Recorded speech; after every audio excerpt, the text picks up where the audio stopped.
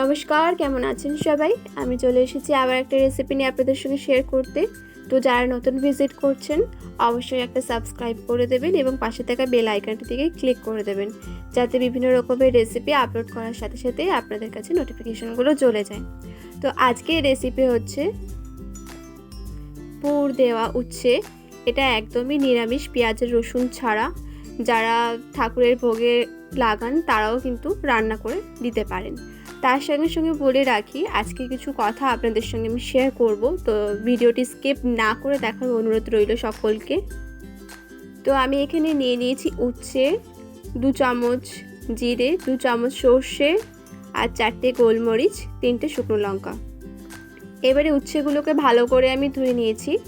ধুয়ে নিয়ে একটা ছুরির মাধ্যমে আমি ওপরটা কেটে নেব। ঠিক এইভাবেই একদম অল্প করে কেটে নিতে হবে। এরকমভাবে প্রত্যেকটা উচ্ছেই আমি একে একে কেটে নেব। বেশি কাটলে মুখটা বড় হয়ে যাবে, তাতে কী হবে, যখন পুরটা দেব এবং ভাজবো তখন তেলের সাথে পুরটা বেরিয়ে চলে আসতে পারে। এরপরে কাটা হয়ে গেছে, তারপরে আমি নিয়ে নিচ্ছি একটা চামচ। এরকম একটা সরু চামচ নিয়ে উচ্ছের ভেতরের যে বীজগুলো থাকে সেগুলো আস্তে আস্তে গোল গোল করে ঘুরিয়ে বার করে নিতে হবে। প্রত্যেকটা উচ্ছে থেকেই আমি বীজগুলো বার করে নেব।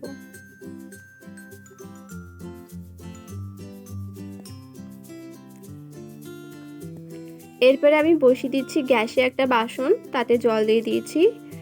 জল দিয়ে আমি উচ্ছেগুলো দিয়ে দিচ্ছি। তারপরে আমি দিয়ে দিচ্ছি সামান্য নুন আর হলুদ। নুনটা দিলে উচ্ছেটা ঠিক ভালো করে সেদ্ধ হয়ে যাবে, আর হলুদটা দিলে তেতো ভাবটা অনেকটাই কমে আসবে। যে মশলাগুলো আমি নিয়েছিলাম এবারে আমি শিলে বেটে নেব।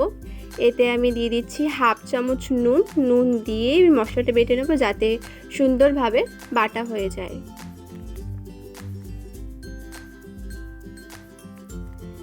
উচ্ছেটা সেদ্ধ হতে হতে আমি ততক্ষণে চলে যাচ্ছি কারি পাতা তুলতে। গাছ থেকে একদম ফ্রেশ ফ্রেশ কারি পাতা।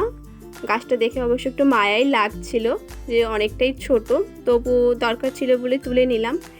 এবারে গ্যাসে আমি কড়াইটা বসিয়ে দিয়েছি। কড়াই গরম করে দিয়ে দিচ্ছি পরিমাণ মতন তেল। তেল দিয়ে গরম হয়ে গেলে এবারে আমি দিয়ে দিচ্ছি গাছ থেকে তুলে আনা ফ্রেশ কারি পাতা ফোড়ন। তারপরে দিয়ে দিচ্ছি বেটে রাখা মশলাটা। মশলাটা দিয়ে কিছুক্ষণ নাড়াচাড়া দিয়ে দেবো আমি পরিমাণ মতো নুন আর হলুদ। ভালো করে নাড়াচাড়া দিয়ে ভাজা ভাজা করে নেব। তেল ছাড়তে শুরু করলে ভাজাটা নামিয়ে নেব।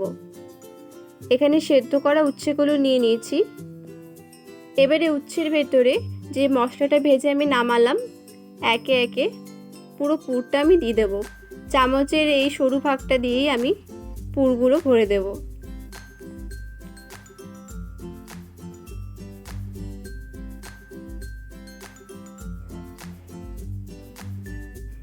একদম মুখের উপরে যেন না চলে আসে, তাহলে ভাজার সময় পুরটা বেরিয়ে আসার চান্স থাকে। এরপরে আমি দিয়ে দিচ্ছি কড়াইতে তেল। তেলটা গরম করে উচ্ছেগুলো আমি ছেড়ে দেব। উচ্ছেটা আমি নুন আর হলুদ দিয়ে মাখিয়ে রেখেছিলাম। আর হ্যাঁ, তেলটা অবশ্যই একদম সামান্য দেবেন। বেশি তেল হয়ে গেলে তাহলে মশলাগুলো বেরিয়ে থাকার চান্স থাকে। আর যেদিকে মশলার মুখটা থাকবে সেটা সবসময়ই বাইরের দিকে রাখবেন। এবারে গ্যাসটা কম করে আমি প্রত্যেকটা উচ্ছেই ভেজে নেব। উচ্ছেগুলো দেওয়া হয়ে গেছে। এবারে আমি যে কথাটা বলবো বলেছিলাম একদম ভিডিওর প্রথমে, সেটা আমি বলে ফেলি। তো আজকাল আমরা চারিদিকেই দেখতে পাচ্ছি মেয়েদের ওপর বিভিন্ন রকমের অন্যায় হয়ে আসছে।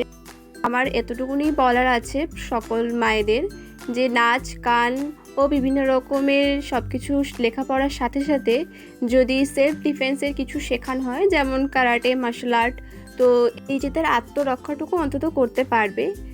তো সোশ্যাল মিডিয়া ছাড়া আমার মনে হয় না এরকম কোনো ভালো একটা প্ল্যাটফর্ম আমি পেতাম আপনাদের সঙ্গে এই কথাটা শেয়ার করার জন্য, তাই আজকে বলে ফেললাম। বাই দ্য ওয়ে, আমি সহেলি, আপনারা দেখছেন বাঙাল হেসেল। কথা বলতে বলতে আমার এখানে উচ্ছেটাও বেশ ভালোই এপিট ওপিট দুপিটি আমি ভাজা ভাজা করে নামিয়ে নিয়েছি। তো কমেন্ট বক্সে অবশ্যই জানাতে ভুলবেন না রেসিপিটি কেমন লাগলো। আর যদি ভালো লেগে থাকে তাহলে একটা লাইক ও শেয়ার করে দেবেন। আবার দেখা হচ্ছে পরবর্তী একটি ভিডিওতে। সবাই ভালো থাকবেন, সুস্থ থাকবেন। আর যদি কোথাও বুঝতে অসুবিধা হয়ে থাকে তাহলে ডেসক্রিপশন বক্সে দেওয়া আছে, সেখান থেকেও আপনারা গিয়ে পড়ে নিতে পারেন।